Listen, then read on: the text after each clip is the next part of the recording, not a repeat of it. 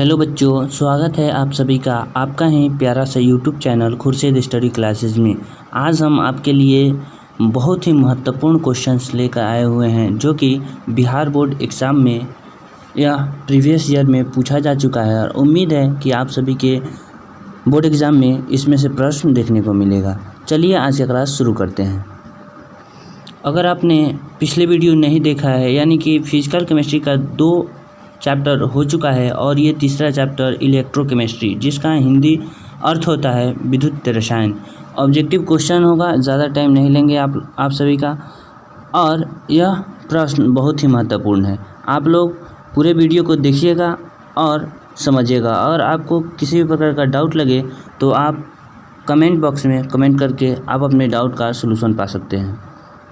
अगर बच्चों आप इस क्लास का PDF लेना चाहते हैं तो आप व्हाट्सएप चैनल से ज़रूर ज्वाइन कीजिए, क्योंकि वहाँ पे मैं PDF देता हूँ और आसानी से आप PDF लेकर अपने बोर्ड एग्ज़ाम की तैयारी कर सकते हैं। सबसे पहला क्वेश्चन देखिए, विशिष्ट चालकता की इकाई होती है क्या?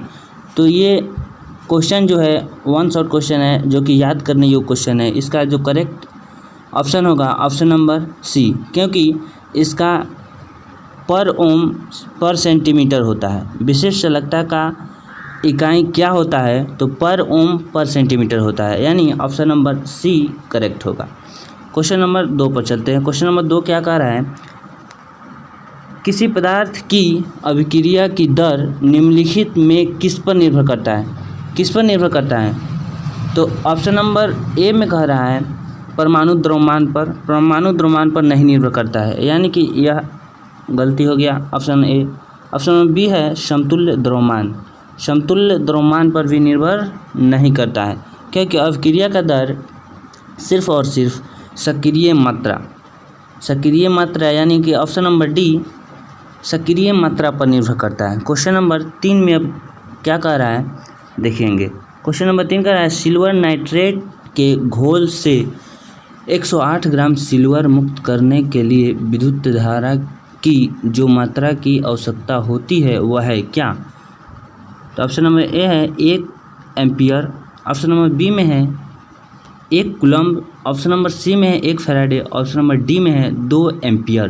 तो इसका जो करेक्ट ऑप्शन होगा ऑप्शन नंबर C 1 फैराडे।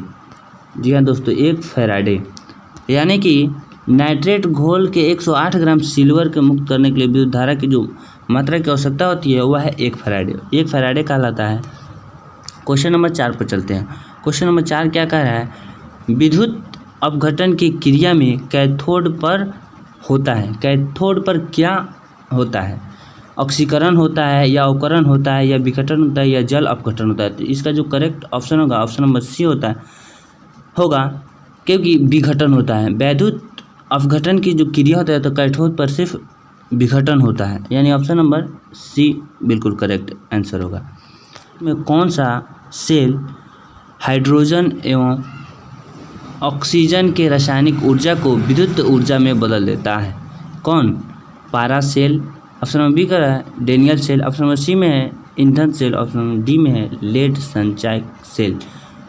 तो इसका जो करेक्ट ऑप्शन होगा ऑप्शन नंबर C ईंधन सेल। जी हाँ दोस्तों, ईंधन सेल होगा, क्योंकि जो हाइड्रोजन एवं ऑक्सीजन की रासायनिक ऊर्जा को विद्युत ऊर्जा में बदलता है वह है ईंधन सेल। क्वेश्चन नंबर 6 पर चलते हैं। क्वेश्चन नंबर 6 क्या कह रहा है? निम्नलिखित में कौन सर्वाधिक ऑक्सीकरण अवस्था प्रदर्शित करता है? कौन?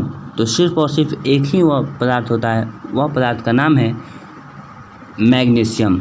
ऑप्शन नंबर D इसका करेक्ट आंसर होगा, और ये सभी गलत, क्योंकि स्कैंडियम जो होता है वह नहीं होता है, और फिर Fe यानी लोहा और जिंक ये भी नहीं होता है, ये सभी गलत है, यानी ये जो करेक्ट ऑप्शन है ऑप्शन नंबर D होगा। क्वेश्चन नंबर 7 पर चलते हैं। क्वेश्चन नंबर 7 है निम्नलिखित में कौन द्वितीयक सेल है? कौन? तो इसका जो करेक्ट ऑप्शन होगा ऑप्शन नंबर B, क्योंकि लेड स्टोरेज बैटरी है, ऐसे बैटरी है क्योंकि जो द्वितीयक सेल कहलाता है। समझ में आ रहा है बच्चों? अगर आप किसी भी प्रकार का डाउट लग रहा है तो आप कमेंट बॉक्स में कमेंट करके उस डाउट का सलूशन पा सकते हैं। क्वेश्चन नंबर 8 देखते हैं क्या कर रहा है। किस धातु की आयन ऊर्जा सबसे कम है? किस धातु की? तो ऑप्शन नंबर ए में कह रहा है लिथियम, ऑप्शन नंबर बी में है के यानी इसका अर्थ होता है पोटेशियम, ऑप्शन नंबर सी में है Na यानी सोडियम जिसका हिंदी अर्थ होता है नमक, और ऑप्शन नंबर डी में है Cs स्कैंडियम। तो इसका जो करेक्ट ऑप्शन होगा ऑप्शन नंबर डी स्कैंडियम यानी ऑप्शन नंबर सी। चलिए अब चलते हैं क्वेश्चन नंबर 9 पर। 9 का रहा है निम्नलिखित में कौन लैंथेनाइड अनुचुंबकीय है? लैंथेनाइड अनुचुंबकीय का रहा है। तो आप लोग ध्यान इस क्वेश्चन को रखिएगा क्योंकि यह प्रीवियस ईयर में पूछा जा चुका है और उम्मीद है कि आपके बोर्ड एग्ज़ाम यानी 2025 के बोर्ड एग्ज़ाम में यह प्रश्न देखने को मिलेगा। अब चलते हैं इसका जो करेक्ट आंसर होगा ऑप्शन नंबर सी EU+2। अब चलते हैं क्वेश्चन नंबर 10 पर। क्वेश्चन नंबर 10 है निम्नलिखित में किस धातु के लौह के जलीय विलयन के विद्युत विच्छेदन से धातु प्राप्त किया जा सकता है? Na सोडियम, ए बी में है Al एल्यूमिनियम, और ऑप्शन सी में Ca, ऑप्शन नंबर डी में है Ag। इसका जो करेक्ट ऑप्शन होगा ऑप्शन नंबर डी होगा Ag। जी हाँ दोस्तों, Ag। क्वेश्चन नंबर 11 पर चलते हैं और क्वेश्चन नंबर 11 देखते हैं अब क्या कह रहा है। निम्नलिखित आयनों में सबसे प्रबल अपचायक कौन सा है? तो सबसे प्रबल अपचायक जो होता है वह सिर्फ और सिर्फ एक ही मेटर होता है, उस मेटर का नाम है आयरन। जी हाँ दोस्तों, आयरन यहाँ पे दिखाया गया है। ऑप्शन नंबर डी जो है इसका बिल्कुल करेक्ट आंसर होगा आयरन। क्वेश्चन नंबर 12 पर चलते हैं। क्वेश्चन नंबर 12 का रहा है सेल स्थिरांक की इकाई है। सेल स्थिरांक की इकाई क्या होती है यह बताना है। तो सेल स्थिरांक की इकाई जो होती है वह होती है सेंटीमीटर पर सेंटीमीटर होता है, सेंटी पर मीटर।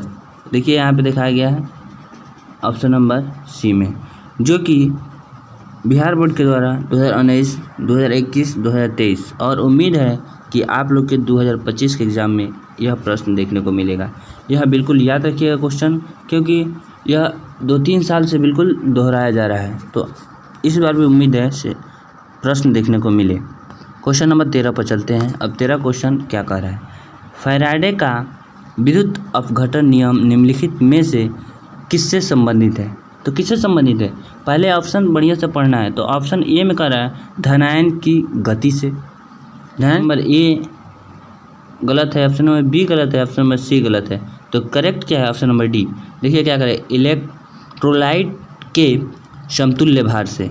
जी हाँ दोस्तों, इलेक्ट्रोलाइट जो है इस समतुल्य भार से इसका फैराडे के विद्युत अपघटन नियम शूट करता है।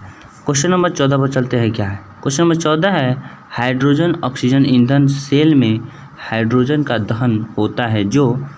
अब देखिए ये सब लॉन्ग टाइप क्वेश्चन है, तो लॉन्ग टाइप क्वेश्चन को सबसे पहले सॉल्व करने के लिए सभी जो ऑप्शन दिया गया है उस ऑप्शन को पढ़ना है। पढ़ने के बाद समझना है, समझ के तब इसको ओमर शीट पर रंगना है, ठीक है। देखिए ऑप्शन नंबर ए में क्या, अत्यधिक शुद्ध जल 2 इलेक्ट्रोडों के बीच विभवांतर उत्पन्न करता है। ऑप्शन नंबर सी में कह रहा है इलेक्ट्रॉन सतह से अवशोषित ऑक्सीजन निकलता है। ऑप्शन नंबर डी है ऊष्मा उत्पन्न करता है। इसका जो करेक्ट ऑप्शन होगा ऑप्शन नंबर बी। देखिए 2 इलेक्ट्रोड के बीच विभवांतर उत्पन्न करता है, यानी ऑप्शन नंबर बी इसका जो है करेक्ट।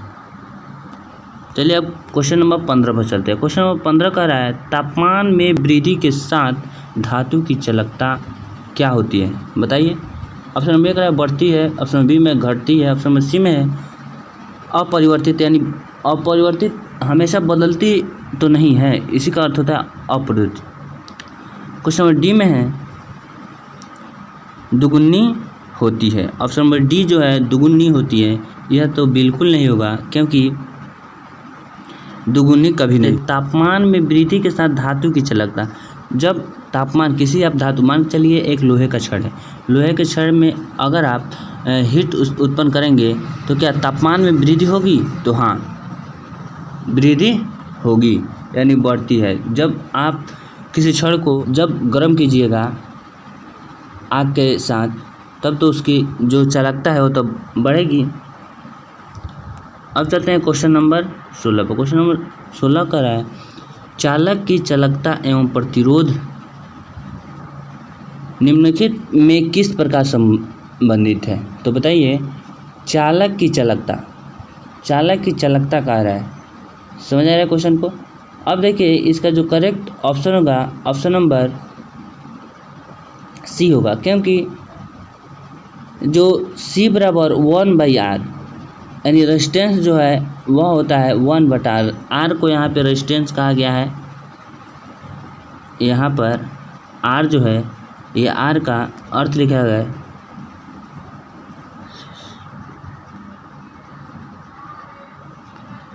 रेजिस्टेंट। तो रेजिस्टेंट इसको कहा गया है, यही इसका करेक्ट ऑप्शन है, option number C. Question number 17 देखते हैं 17 क्या कह रहा है। क्वेश्चन नंबर 17 है वह उपकरण जिसमें ईंधन जैसे हाइड्रोजन और मीथेन के दहन ऊर्जा का सीधे विद्युत ऊर्जा में परिवर्तित किया जाता है कहते हैं क्या। तो उसे कहते हैं ईंधन सेल कहते हैं, यानी ऑप्शन नंबर सी इसका करेक्ट ऑप्शन होगा। अब चलते हैं क्वेश्चन नंबर 18 पर। क्वेश्चन नंबर 18 क्या करें फैराडे का विद्युत विच्छेदन का द्वितीय नियम संबंधित है। तो पहला नियम क्वेश्चन आया था पिछला क्वेश्चन आया था से फैराडे का विद्युत अपघटन नियम किससे संबंधित है वह आया था, लेकिन अब 18 नंबर क्वेश्चन जो है फैराडे का विद्युत विच्छेदन का द्वितीय नियम कह रहा है, पहला नियम नहीं कह रहा है, द्वितीय नियम। तो द्वितीय नियम ध्यान रखिए से विद्युत के समतुल्य भार से कनेक्ट करता है। तो इसका जो करेक्ट ऑप्शन होगा ऑप्शन नंबर बी होगा। अब चलते हैं क्वेश्चन नंबर 19 पर। क्वेश्चन नंबर 19 कह रहा है निम्नलिखित में एक आयनिक यौगिक है कौन। तो 19 का करेक्ट आंसर होगा वह है option number D sodium nitrate. जी हाँ, एक आयनिक यौगिक है सिर्फ और सिर्फ सोडियम नाइट्रेट, यानी कि ऑप्शन नंबर डी आपका बिल्कुल करेक्ट होगा। अब चलते हैं क्वेश्चन नंबर 20 पर। क्वेश्चन नंबर 20 का सोडियम फ्लोराइड के जलीय घोल का विद्युत विच्छेदन कराने पर धनोद एवं ऋणोद यानी धनायन और ऋणायन यानी प्लस को कहते हैं। देखिए अभी एक चित्र आपको दिखाए थे ऐसे, जहाँ इधर रहता है प्लस और इधर रहता है माइनस, और यह एक साल्ट ब्रिज जुड़ा रहता है और यहीं वोल्ट मीटर लगा रहता है, और इधर धनायन रहता है इधर ऋणायन रहता है। ठीक है, तो यही कह रहा है से सोडियम फ्लोराइड के जलीय घोल का विद्युत विच्छेदन कराने पर धनोद एवं ऋणोद प्राप्त प्रतिफल होता है क्या। तो इसका जो करेक्ट ऑप्शन होगा ऑप्शन नंबर बी FeS2 यानी phasor oxide plus hydrogen oxide. Okay, यानी ऑप्शन नंबर बी इसका करेक्ट होगा। चलिए आज का क्लास समाप्त हुआ, और इसका अगर PDF लेना चाहते हैं तो आप ज़रूर ज्वाइन कीजिए व्हाट्सएप चैनल को, जिसका लिंक मैं डिस्क्रिप्शन में दे दिया हूं। अगर आप पिछले क्लास को नहीं देखे हैं तो उसका भी लिंक मैं डिस्क्रिप्शन में दे दिया हूं, आप लोग आसानी से देख सकते हैं। तो अगर आप चैनल पर नए आए हैं तो चैनल को सब्सक्राइब कर लें और बेल आइकन घंटी को प्रेस कर लीजिए, क्योंकि इस प्रकार का वीडियो आपको हमेशा मिलता रहेगा। Thank you watching this video. मिलते हैं नेक्स्ट वीडियो में।